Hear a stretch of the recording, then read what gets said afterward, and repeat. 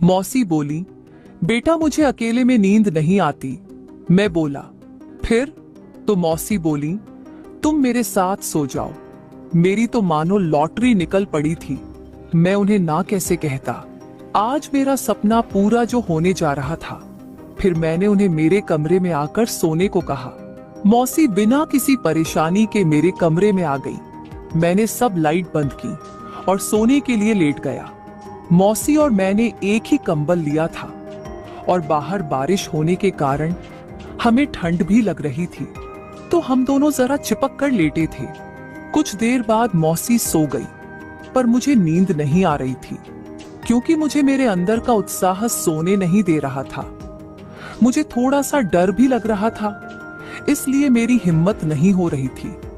लेकिन मौसी तो अपनी फुदी फैलाकर आराम से सो रही थी। थोड़ी देर बाद मैंने हिम्मत करके अपना हाथ मौसी के संतरों पर रख दिया। कुछ भी नहीं हुआ तो मैंने मौसी के संतरों को सहलाना शुरू कर दिया। तभी मौसी जाग गई और मैं शांत होकर सोने का नाटक करने लगा। दोस्तों, मैं अनिकेत, मेरी उम्र 21 साल की है और मेरा रंग सांवला है। अपनी मौसी के शरीर के बारे में क्या बताऊं आपको। सच में मेरी मौसी बहुत ही मस्त है। मौसी बहुत ही ज्यादा गुलाबी है। मौसी के संतरों को देखकर ही मुझे ऐसा लगने लगता है कि इनको अभी पकड़कर किस कर लूं। ये कहानी जब की है, जब मेरी मौसी हमारे घर कुछ एक सप्ताह के लिए रहने आई थी। तब मौसी अकेली ही आई थी। मौसी अपने साथ अपने बच्चों को नहीं लाई थी। मेरी मम्मी और पिताजी दोनों 2 दिन के लिए गांव गए थे। चूंकि मौसी अचानक से बिना बताए आ गई थी, तो मम्मी पिताजी को इस बात की कोई खबर ही नहीं थी। मैं अकेला ही घर पर था। तभी मौसी आ गई और मौसी ने बेल बजा दी। मैंने जाकर देखा तो मेरे सामने मेरे सपनों की रानी मेरी मौसी खड़ी थी।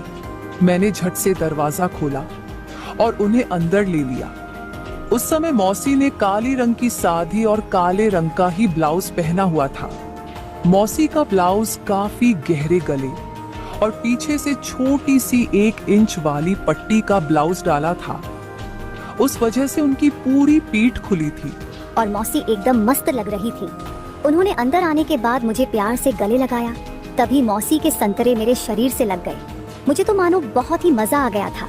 मैंने भी मौका नहीं गंवाया और अपने हाथों से उनकी पीठ को अपने पास से लगा लिया।